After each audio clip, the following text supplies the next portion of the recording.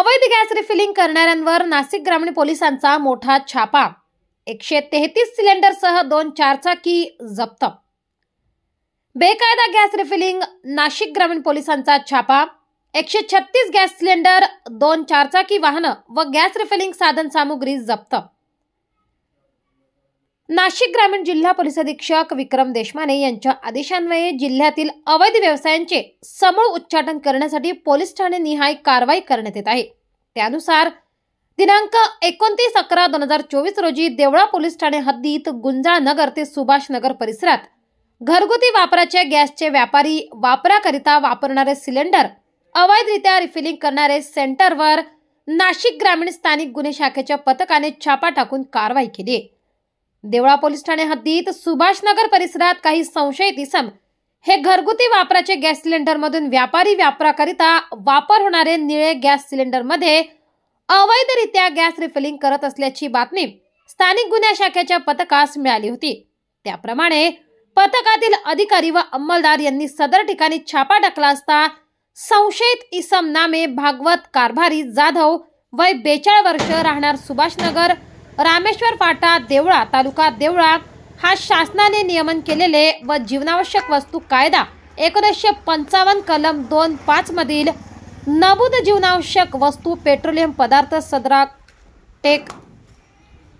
Petroleum पदार्थ या सदराखाली येणारे घरगुती गॅस सिलेंडर मधून व्यापारी वापराकरिता वापरण्यात येणाऱ्या निळ्या रंगाचे गॅस सिलेंडर मध्ये कोणताही अधिकृत परवाना नसताना निष्काळजीपणे अविचाराने मानवी जीवितास धोकादायक ठरेल अशा पद्धतीने गॅस रिफिलिंग करून स्वतःच्या आर्थिक फायद्याकरिता विक्री करण्याच्या उद्देशाने मिळून आला असून त्याच्या विरुद्ध देवळा पोलीस ठाण्यात गुन्हा रजिस्टर नंबर 250/2024 भारतीय न्याय संविधान कलम 287, 288 सह जीवनावश्यक वस्तू कायदा 1955 चे कलम 3 व 7 प्रमाणे गुन्हा दाखल करण्यात आला आहे।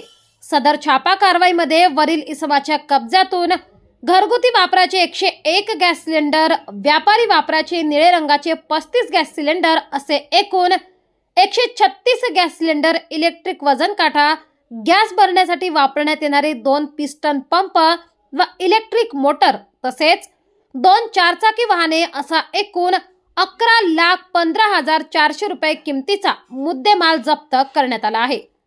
नाशिक ग्रामीण जिल्हा पोलीस अधीक्षक विक्रम देशमाने, अप्पर पोलीस अधीक्षक आदित्य मिरखेलकर, अप्पर पोलीस अधीक्षक मालेगाव अनिकेत भारती यांच्या मार्गदर्शन व सूचनांप्रमाणे स्थानिक गुन्हे शाखेचे पोलीस निरीक्षक राजू सुर्वे, देवळा पोलीस स्टेशनचे पोलीस निरीक्षक ज्ञानेश्वर जाधव तसेच स्थानिक गुन्हे शाखेचे पोलीस उपनिरीक्षक दत्ता कांभिरे, पोलीस हवालदार सुधाकर बागुल, प्रशांत पाटील, सुभाष चोपडा, शरद मोगल, योगेश कोळी यांच्या पथकाने सदरची कारवाई केली आहे।